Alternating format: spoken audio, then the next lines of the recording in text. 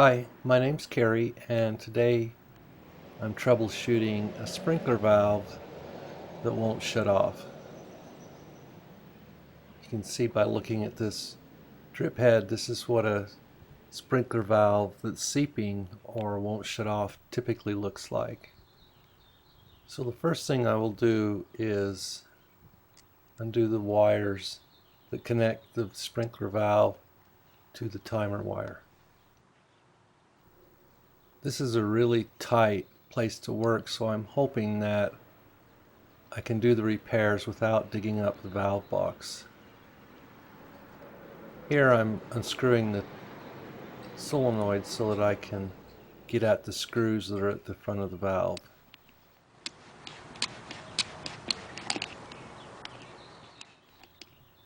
The next step is to take a screwdriver and remove the screws in the top half of the valve.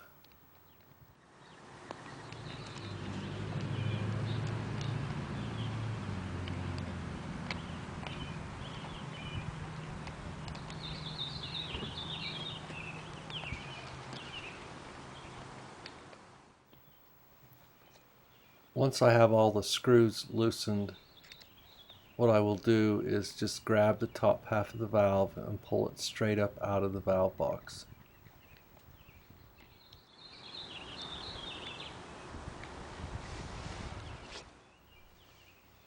The diaphragm comes next, and what I'm doing here is just trying to be careful and keep as much dirt and trash out of the valve as I can.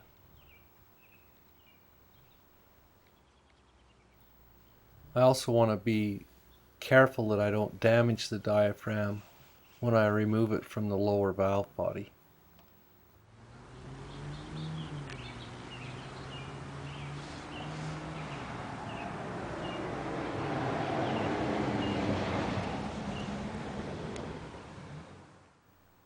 What I'm doing now is checking the valve for debris, and look what I found.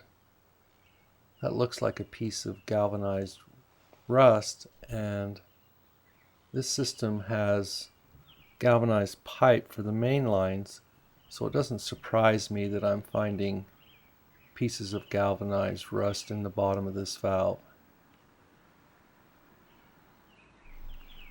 So I think I found the problem to why the valve is seeping and won't shut off. So what I will do now is reinstall the diaphragm in the top half of the valve.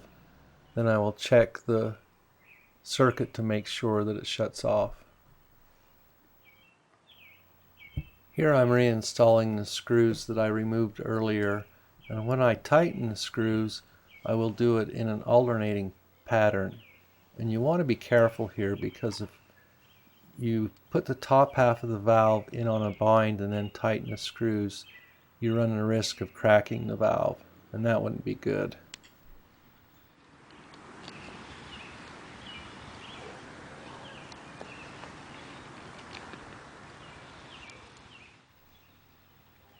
Next I'll take the solenoid and thread it back into the valve clockwise until it's snug. What I will do next is manually turn the valve on and off and check that we've cured the problem. So this is what the circuit looks like with the valve on, and now I'll just shut the valve off and go back and check the emitter and make sure it isn't seeping.